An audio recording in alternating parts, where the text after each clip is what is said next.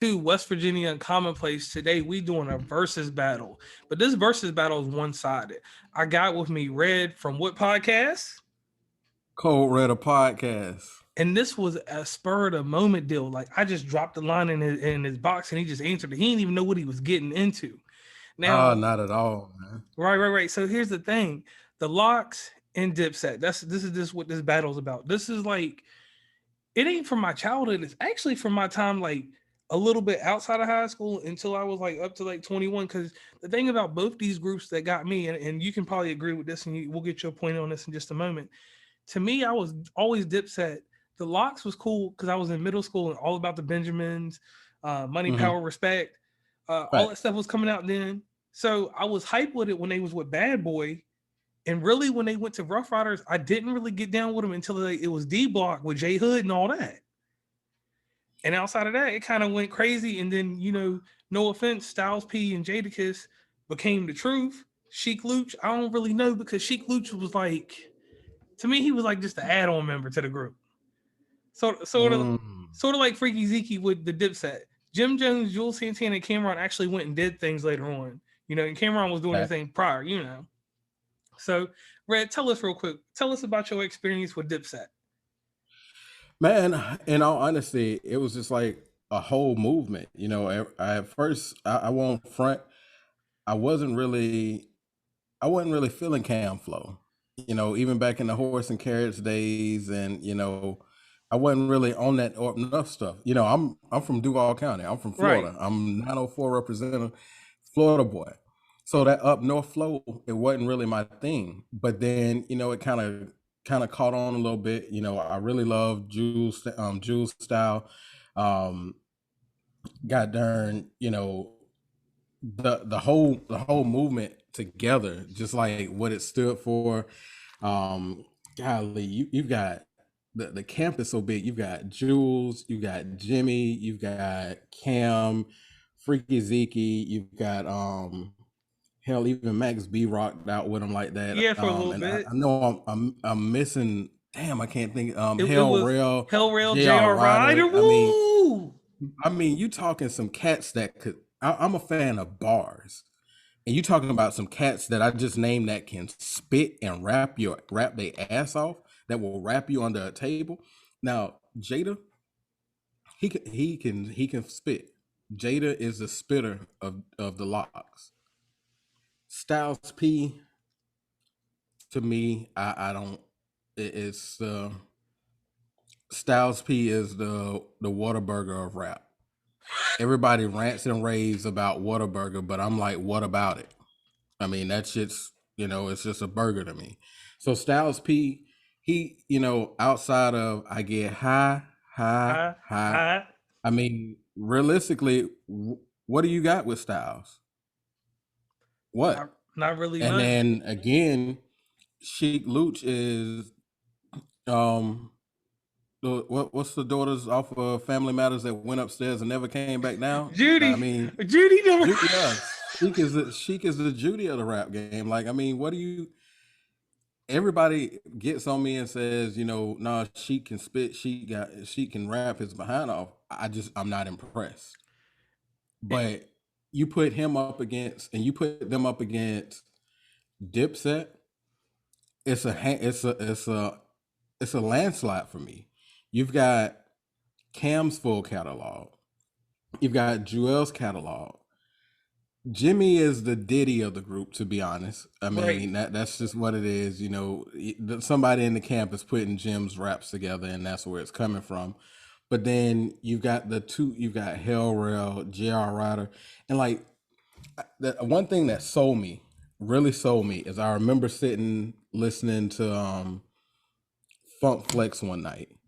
Okay. This camp showed up in there, and they did like 6 songs just off of just having the beats, and they came up with the hooks right there, and they did songs.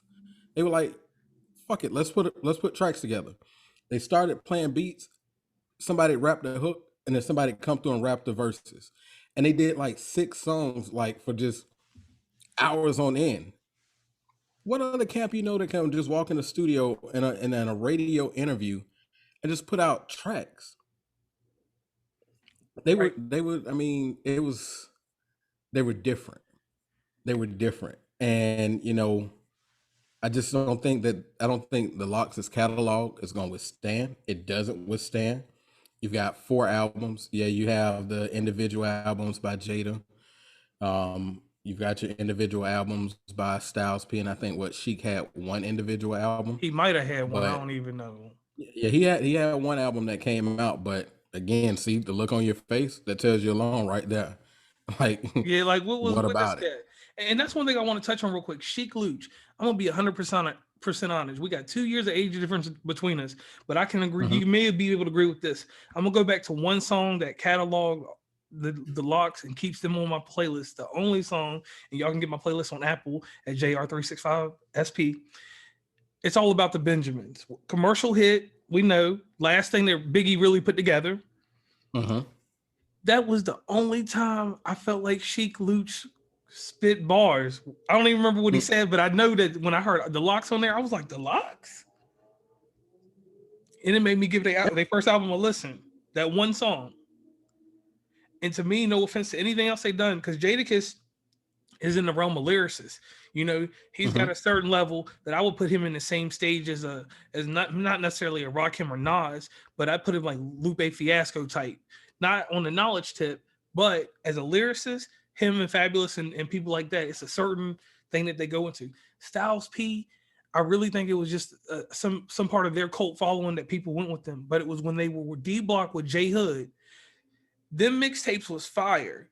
I don't remember none of the Okay. songs because it wasn't memorable. But I remember Okay. like when I would leave Virginia and I go up to like Philadelphia, DC, somewhere that was just a little bit above me, you would hear this stuff. It was tough.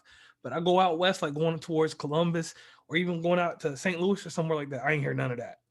But Dipset Right. though, Dipset it was like this.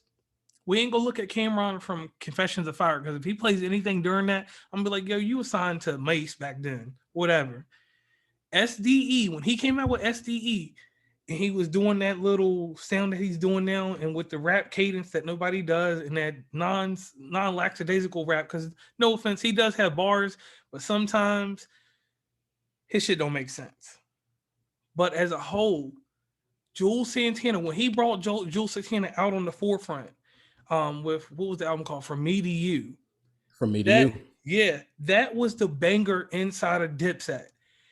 When Jules Santana got on tracks, it didn't matter who was beside him, behind him, because I mean they had tons of affiliates. Like it was crazy. Like dudes would just be repping Dipset. They had a Euro group called SAS back in the day. Only heard two of Mhm. their songs, but Right. you know what I'm saying. It was one of them things like Dipset was just everywhere. Everybody was like Dipset, and then it eventually became Everywhere. and Yeah. it's actually a terminology in our world. Dipset means I'm about to roll out. So it comes to a point where I'm kind of like, man, I don't even think it was a fair battle. It should have been more people besides the Lox battling. Like it should have been what we really wanted to see. Dipset versus G Unit. Now that would have been now you posed a question to me before we started. Before we started, you posed a question. You said, "Hey, who do you have, Dipset or the Lox?" Now, if they would have been in that battle, I would have had to say G Unit. Right. Because G Unit, they are G A and Unit, B. hands down. Now, I believe that it would have been a more head to head battle to where you have catalogs that can withstand one another, and it wouldn't be a landslide. But something that my co-host and I have always come across and spoken on, and since realistically, since the Gucci Man and Jeezy battle, what are you gonna do to top that? True. That's what my Who cousin can said you to who me. can you bring to top that at this point? And you know, it's not much you can really do that's gonna bring the masses like that. It's not much that's gonna come up. But to pit these two together, which I get it, you got, you know, you're up north versus you're up north. And you've got basically cats saying, "Hey, you not truly from uptown." They're going at each other in a friendly way. Jimmy's going at Styles P saying that, "Hey, I'm gonna be smoking the ghost all night long." And it's funny. It is mad funny as hell. But I just think it's a landslide. Like I said, I mean, I got even down here. I got part of the stop snitching movement. I had my shirts. I ordered Everybody them. did. I had Dipset gear. Like you couldn't tell me I went from up north because like if you hopped in the car with me during that time period, like my early 20s, like Dipset was played very heavily. And Like mixtapes, the diplomat immunity. Like, come the on, first man. It diplomatic was immunity. The second one, yeah. The second one was kind of, but but the that first first one, I really mean fire. it. Dipset anthem. Ooh, Ooh. hey man, come on. And And then 2Ls. Oh my god, Santana Town. Come, man, ooh, that was my yes. The beat on that, just the beat, and Just Blaze in general when he was working with them. When you heard Just hmm Blaze, you knew it was gonna Oh be yeah. fun. And the MIDI Oh Mafia yeah, you songs knew it that was they gonna be did, fire. And that's anything with just that he's on. Period. Whether it's something that he dropped for Jay or Dips, man, Welcome to New stupid. York City with Jay-Z on it. Because you know that was a Yeah. forced record. That was a forced record, and it still came out fire. Now I Oh will yeah, say that definitely. the only problem I had with Cameron, and I'm a real Cameron fan for real. I mean, I was back. I stole a line from him that I still use to this day. I be telling people when they doing something right, I'm be like, "You on point like Steve Nash." I stole that one line from him, and I still use it to this day. But it was Purple Haze. Purple Haze out of Okay. his full catalog to me was the best volume of his work when he was on his way out of hmm Rockefeller. That was the best volume of his work. If he had to stack it up against anybody, the little song with Kanye West and all the other stuff that he did on that one, that will be what holds him up against the Lox. And I don't want to say anything bad about Jadakiss, but Jadakiss don't have nothing that holds up to Purple Haze to me. If we going No, individual, he doesn't. To me, he absolutely does not. And then that's another name I just forgot about, and it just hit me too. 40 Cal. I mean, oh yes, they had cats that just, bruh, they were grimy and they spit. They just I forgot straight about 40 spit. Cal and 40 Cal on Diplomat Community 2. He was really nasty on that. But I'm gonna jump into somebody real quick. My man J.R. Ryder. J.R. Ryder and not because my name's JR, nothing like that, because I did take a few phrases and some cuts and put them on different things. But J.R. Rodder, if he had better, one thing I'll say about all these groups, and even with what happened in J Hood, as part of management and stuff, Dipset and Lox is horrible because they ain't nothing but Puff Daddies in the long run themselves. But hmm if they had to work J.R. Ryder right, he could have been more than what he is today. I mean, he's still putting out stuff, but we just, you know, independent artists, unless you follow them, it is what it is. But J.R. Ryder to me, like when him and Cam, they had this song called "Shake" on the Purple Haze. Basically, Purple Haze had all of them on there, like Uncasa and all of them, the different ones that was doing different things for him. And Hell Rail on the Get 'Em Daddy remix. I will never the Get 'Em Daddy remix. I really feel like that was the last time that they was tough together. Because what did he come out with? What did Cameron come up with after what's it called freaking Purple Haze? What was the next album called? After Purple Haze. It Dang was it. it was the one where he ain't have a major label deal no more. He was like on Warner Brothers or some shit. He was on the same label at the time that OJ the Juice Man was on. It was like Warner Brothers something something. Killer Season. Killer Season. After Killer Season, he dropped one little joint called Weekend Girl with the loop from the old SOS band song. And after hmm that, he did bring up an artist called Vado. Vado, got big in certain realms, and Right. he's nasty to this day. Like he's still doing things, but it's kind of like that Dipset flare kind of went down, but it never died down for the simple fact that Jim Jones out of that group kept doing stuff. He never stopped hip hop. Right.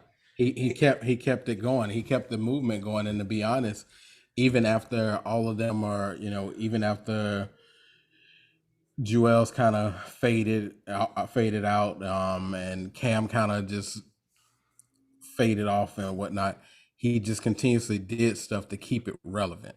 He stayed in the limelight to keep things relevant, and he continuously and religiously always rep the camp. And You need a dude like that. You need a dude like that in any camp. And to be honest, I think because of the things that he's done to remain relevant, it realistically you could probably even they could come back out with something, but it's got to be hard. It's got to be hard.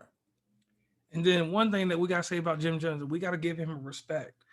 He made an anthem that has stood the test of time. Like in Yep. his one song could kill his own group's momentum, with the exception of Oh Boy, because that was just something different. But Yeah, We the oh Fly boy High, is different. Yeah. but We Fly High is something that I don't care where you are, corporate America or whatever. Everybody was like balling. Balling. Yes, Yeah. We Fly High. Just alone, if he just throws it on tomorrow night and he don't even rap it, he just dances around, do some. Everybody in the arena, everybody in that venue, whether you are a Lox fan or a diehard Dipset fan, you're gonna sing that song. And, They're gonna bop to that song. It's gonna happen. and the thing about it is that song has so much, like everybody jumped on it. Even Jay-Z, his nemesis, jumped on his own remix. He remixed We Fly Right. High. If you're your Right. number one enemy in life, the dude you said kind of shut down your career as a rapper, but he really didn't.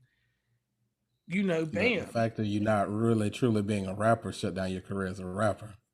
Right. And I mean, I will say this about him. His first album, On My Way to Church, it was decent. It had that little banger, it had Flip on it, had The Game. Mm-hmm. But his album, Harlem Diary of a Summer, that was his next one. And then The Hustler, POME. Mm-hmm. But I'll say this: Harlem Diary of Summer was my favorite from him By far my favorite. by far. And I don't remember what the title track. You know what it was? It was that joint with Paul Wall and P Diddy, what you've been drinking on. Okay. Yeah, it was that one. If I'm correct, I think that's what it was. And that joint, like, it was just ridiculous. And then after that, Jim Jones kept, like I said, he kept relevant. Now with Jadakiss and them, Jadakiss had a string of hits itself, but the Lox as a whole, after they Bad Boy time, and I'm really thinking back on Rough Rider volumes. Was there anything on the Rough Rider volumes that they did that stuck out? Because when I listen to Rough Riders, I'm thinking of Drag On. Drag On was the hottest shit on them Um, joints. when I think of Rough Riders, I think of obviously God rest his soul, God rest his bless his soul. DMX. I think of Eve.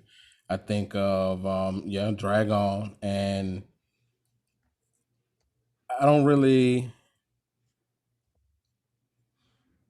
Yeah, it's not much about the Lox that really, I know they were affiliated with the camp, but when I think of music from them with the Rough Riders, I think maybe one or two songs, but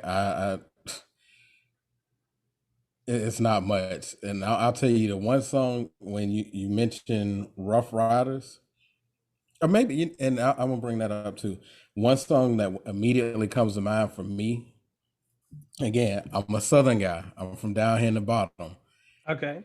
Down bottom, that song for me when it comes to Oh, with Rough Juvenile, Riders, yeah, yeah, yeah. Ooh. hey, that song is like that is still a party starter. Like you play that right now, like when Swiss and them played that in the versus battle with him and Timbo, I was in this bitch losing it. Like, yo, that's my song. But once again, that's Juvenile and Dragon. Right, And that's the thing, right. because you just got me thinking about that. I'm about to, next time I do something a little bit below my area, I'm gonna throw that on. I'm telling you that I just put that back in that's my it. list though. Yeah, and in all honesty, like on the album, it was Jay Z. I know we're going off on a tangent on some other stuff. It was Jay Z, Jigga My Nigga. Mm-hmm. And let me think, what was the one? It was one. It was like it had Chic Luch on it. Hold on. Pina Colada. If I'm thinking Pina back, Colada, it was the one with Big Pun on it. It was a okay. B-side joint called Pina Colada, and that had Chic Luch on it. But outside of that, It's another track because the track, if I'm not mistaken, it comes on Ride or Die, nigga, and then it's the Lox that are on that track. I'll have to find the name of it really quick. Dang, but the problem is just like like we both saying, it's hard to remember. right. I mean, I'll always remember Money, Power, Respect because of the name of the song and what it did. Now they were also on 24 Hours to Live. Oh, Ari, the Mace song. Yeah, the Mace joint with Well, DMX, and yeah, were they they were on the on bus that and too as everything? well. Ari, so yeah, and Yeah. that's when Styles P went crazy on the track, if I'm Yep. correct. Yeah. So 24 Hours to Live. And then I'm trying to think. What was it? It was something that just put them on point. But just in general with them, it's just like what you got all together. What was it? One, two, three, four albums. I can't tell you nothing about Living Off Experience or Filthy America is Beautiful. I remember Money, Power, and Matter of Respect. fact, that's the name of the song, Ride or Die. Ride or Die. The Okay. very first track off of Rough Rider Volume 1, Ride or Die Volume 1. The very first track, Ride or Die, and it's Sheik had verse 1, Jada had verse 2, Styles had verse 3, then you had Eve and Dragon and DMX on the song. But you know, Sheik and Styles to me were overshadowed by the other 4 artists on the song. Oh yeah, and you know what? I'm gonna keep it honest. It's one song that I'm always noted for. We'll always love Big Papa. Okay, I can give And that's it. And in all honesty, they spit bars, but they was talking about Big. And I mean, right. one thing to their credibility, and the one thing to Cameron's credibility is their affiliation with the Notorious B.I.G. Both groups, or both of the shot callers, Jada and Cameron, because Cameron was signed to Entertainment, and at that time, that was something that was supposed to be bridging over with Biggie. Because if I'm correct, I don't know if am I right about that? Wasn't he one of the first artists that Biggie was going to sign to something else?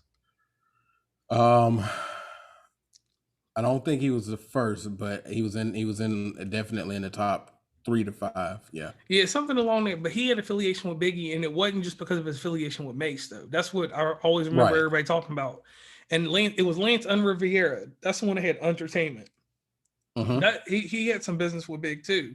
And I don't know if that's what transpired to where Cameron got a deal, because Cameron got the deal, put out the one album. And truth be told, Confessions of Fire is a feature heavy album. Like he had Usher on his album. How you get Usher on the first album? You a nobody. And no offense, the hottest thing that Cameron ever spit back then was 357. Horse and Carriage was just some commercial trash with Mace. Mace wasn't even in the video. But 357, I mean, I'm going back in time now because I thought about this. I'm coming down the highway. I was leaving from out of Newark, New Jersey today, coming back over where I'm at in the other part of New Jersey. And I listened to 357. I'm like, damn, Cam, I would have fucked with you harder back then if you kept doing this. Right. But you know what? I may be the oddball on this one. I actually fuck with Horse and Carriage. What?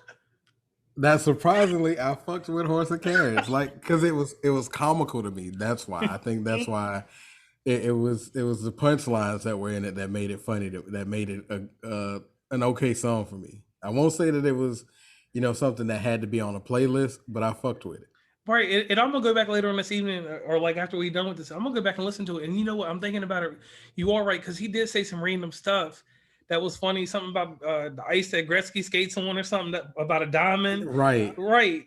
What do you mean the stuff that Gretzky be on? I want you to buy me diamonds. Yeah. And then what was the shit? He said he had some crazy lines about something about I'll fuck you up or something. I'm about to go back and look, but what it was Cameron was tight. I'll give it to him on that. It was just certain spells that he went into, like when SDE came out, he had Let Me Know. Let Me Know was like a anthem, but it didn't catch on with me. I forgot what the remix was, but he had a remix with the rapper I hate the most in the world. I hate Silk the Shocker, because Silk the Shocker. Listen why real quick. Hold on. Oh, your face turned. Listen to Wado. Silk the Shocker and Blueface. Both of the two are the only rappers I've ever seen that have made it doing something that don't rap on the beat. They ain't got no cadence, ain't nothing to it. Think about Silk the Shocker. Every time you I wholeheartedly agree. TRU. We're gonna do it. We need to do an episode on TRU one day, because I know you used to listen to TRU and all that. I would love me an X, and I even like Master PNC Murder. But when Silk the Shocker would get on a song, it's the one that still rides on my playlist, because in the corporate world I can't play all that. But at least you can play I Always Feel Like Somebody's Watching Me if you bleep out certain words. But when Silk the Shocker get on that song, I turn it down a little bit. I turn it down a little bit and I focus on whatever I'm doing.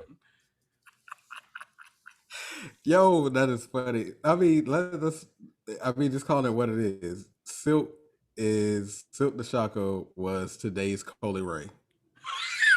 Yes, but he got a pass, and I remember he was on the Cameron song. He got a pass because he was Masterpiece. Hey, he got a pass, kind of like Memphis Bleak got a pass because his affiliation with Jay. That's just what it is. But what it ties into the Cameron is Cameron had a song, and I forgot what the remix was too, but it was him, Silk the Shocker, Charlie Baltimore, and a bunch of other people. They was all dressed in white, and then he come on and do some crazy rap. And I remember as a kid on BT, we had the TV, but we had no remote, so I slapped it with the little metal pole and turned the TV off when he started rapping. Oh shit. But I know it was on STE album because when the videos would come on, and I don't even know what it was back then. I think it was like, it wasn't 106 Park Time back then. It was just something else. Like, no, what was it called? You had Rap City back then, and but what's the one that came on before that? But it came on at like 3:00, and it showed different videos like R&B and rap, but it wouldn't be the hardest rap. Before there was 106 in Park. Was it Miss Cedar? Oh yeah, Miss Cedar with the little 3D joint. Yeah, it might have been Miss Cedar. And anyway, the video came on, and like I had like an antenna. After a while, I would just smack the antenna and turn the TV off. Now, you said something that was interesting, and I want to just cut into this real quick. Memphis Bleak. We didn't went off about the Dipset. We all agree Dipset's gonna win that one. But I want to talk about Memphis Bleak for one thing. On my playlist, I got a song by him. Because he had one masterpiece. And it was a track, it was a Timberland track, had Missy Elliott on it. And this is the remix, the one that's on the Lost tapes, where Jay-Z raps 2 or 3 verses on it. I think it was like 2. He'd put bars on it. Is That Your Chick Lost Tapes remix? They had Twister and everybody on it. I know everybody else has their own Memphis Bleak, but that's the only song by Memphis Bleak that can get on my list, because it was, even if Jay-Z wrote everybody's verse, because I feel like he did. I feel like he even wrote the lines for Missy. That song was orchestrated. That's one of them songs, like I say, like it has I would put that in a capsule and I would send that into the future because it holds a test of time. Is That Your Chick Lost Tapes remix, not the regular one. The Lost Tape. And you know exactly which one I'm talking about. Yep. Where Jay-Z just breaks down exactly what you're referring to. The one that Jay-Z, where he breaks down how he's going to treat a female, blah, blah, blah. And he's in my crib with my slippers on, blah, blah, blah. And even Memphis Bleak's lines was tough, but we know Jay-Z wrote them. 100%. I mean, I'm trying to think. There's one other song by Memphis Bleak, and I literally mean one other song that actually, outside of Is That Your Chick? Darn, what is it? It might only be, you know what? It might be just Is That Your Chick? He had another song. It was off the album The Understanding, but all I can ever remember, because I remember that beat, that Timberland beat. Round Here. That's what it was. Round Here, yeah. Round Here goes hard for me too. But who was on that? He had help on that one. It's just if I'm not mistaken, it's just him. For real? I believe it's only him. Let's see. On Round Here. No, him, Trick Daddy, and T.I. It's a down south song, and that's when Trick and everybody was big. I don't even think T.I. was that big then. Nah, Tip was big. He was big, but he wasn't big like he is now. Like, I mean, he was. No, he wasn't. But for the South, he was big during that time. But I'm saying on that track, he wasn't the mainstream like he is now. You're talking back the I'm Serious days, and when was that song? When that song come out? 06? When did that song come out? Which one? Round Here? Yeah. Yeah, Round Here dropped in 06. 06. All right, so Trick Daddy was coming off his steam. So Trick Daddy was the biggest artist on that song. And actually, you know what? Trick Daddy would have been the biggest. Yeah, Trick would have been the biggest in that. But actually, you know what? Round Here actually truly released in 03. 03. So he was just trying to make hits because they couldn't get nothing else out the factory because of Dipset and state property and stuff. And that's another Yeah. one. That's another one that I would have said if State Property could have got out some more volume, State Property would have matched up good with the Lox. That's actually what could have been the matchup, because everybody in State Property, it was flame because Young Chris was a beast. The Young Guns, PD Crack, Freeway. You know Free what? They really Beanie. messed. They dropped the ball here because it should have been the Lox versus State Property. You onto something. Because think about that. Beanie Siegel had hits, but he never had albums that was, everybody knows the little Phil Collins joint In the Air. Mm-hmm. And he's got bars. And do you remember that at least one PD Crack song, one for PD? And then he had something else, but it was Flip Side. It was Freeway that was the spitter out that group. Flip Side, and then hell, even though, what was it? What We Do? Yeah. Him and Free, and even though Jay hopped on that track, that was a killer. That. I'm about to put that on my playlist tomorrow when I travel. They murdered that track. Like, even though What We Do is wrong, I hustle straight from When the Sun Come Up. Man, that song, and then I'll snatch the kids. What is it? I'll snatch the dishes out your kitchen. Yeah. And then Jay just drops in with the ad lib. Keep going. Yeah. Oh, I'm about to. Yeah, man, that hard. Man, you gonna be the next. You gonna be the hood DJ Cassidy, and you gonna start spinning the old hood anthems and shit. Hey, I'm down for it, man. Right. And anyway, to tie this thing up, because I'm gonna keep this kind of tight for the whole Dipset thing. I thank you for taking me back nostalgia. We're gonna have to do a crazy episode at some point. Please tell everybody where they can catch you at, your podcast, and on social media. You can definitely.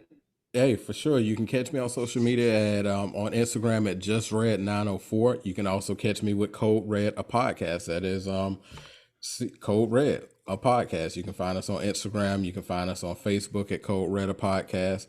We're on every streaming platform when it comes to podcasts. We're on Apple, Spotify, Anchor, iHeartRadio, Pandora. We're on Amazon. We're on Audible, Stitcher. Google. Stitcher. We're on, wherever you can find a podcast, you'll be able to find Code Red, a podcast. We are out there. We're putting out hot content, often, weekly, we're putting out content. We're in season 2 as of right now, getting ready to wrap season 2. Got some great stuff coming. Give you an exclusive. Code Red, a podcast merch is on the way. So we're getting ready to put some merch out there. So definitely, stay tuned. Watch what we're doing. Me, myself, and my co-host Coco Cabana 904. You can find her on Instagram just as well. Hey man, we're doing the thing. And one thing I'll say about your podcast real quick before we jump off here, and this is what's amazing about y'all, man. I love the content y'all do and the realness inside of it. But y'all's intros, y'all got the best intros in the game. Hey, I appreciate that, man. It's something about that y'all got going on. So once again, though, this is West Virginia Uncommon Place. And hey, it's your boy Just Red of Code Red, a podcast. And we just did a versus battle. Dipset versus Lox. The verdict from my point is Dipset's gonna win. Your verdict? Dipset. Ow. Now, guys, we're out of here. We out of here.